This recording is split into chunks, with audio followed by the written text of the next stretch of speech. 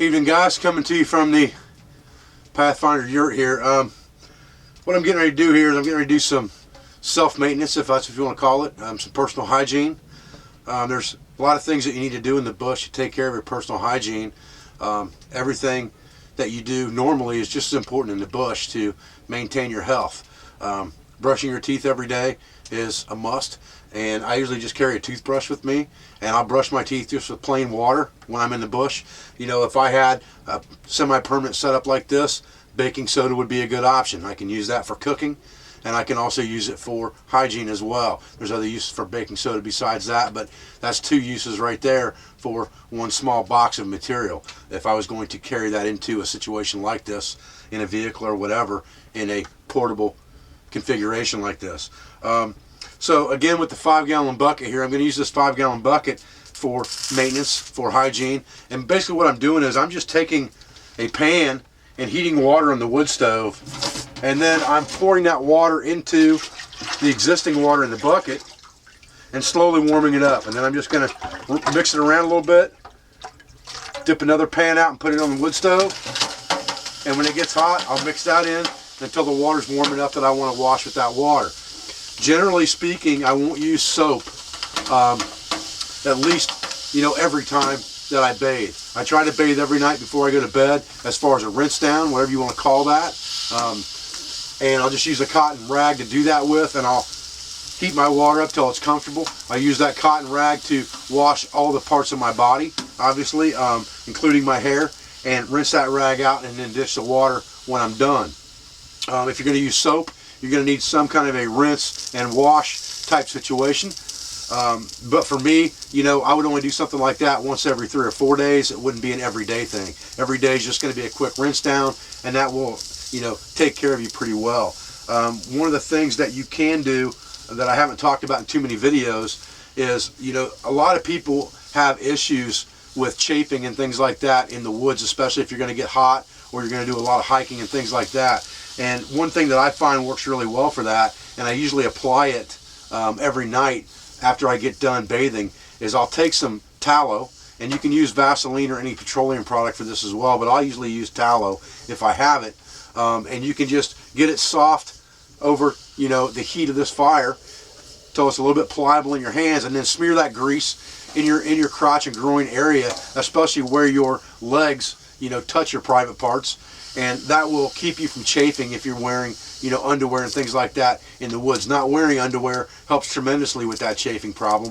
But either way, it's always good to apply something to that region if you're going to do much hiking or exerting of exercise, because it will save you a lot of headaches in the end. And you can do the same thing on your backside, in between your cheeks, and it will save you a lot of heartache in the long run. It's kind of an embarrassing subject that most people don't cover. But while we're covering personal hygiene, I think it's a good thing to cover in this video.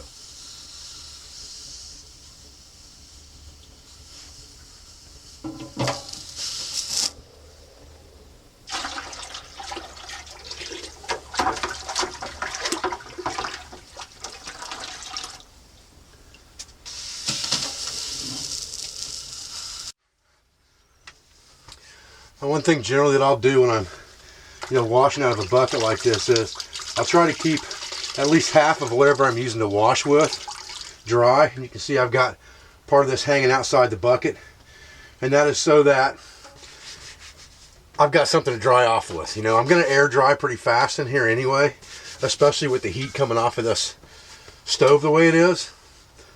But when I wash my hair and things like that in my face, they're not going to dry near as fast as the rest of my body has. So I'm going to want something to dry those off with, most likely. And having that half towel like that is just a good idea if you can keep from getting it soaked in the process of doing this. And I generally will, start at the top and move down. That way I'm washing, my feet and things like that last.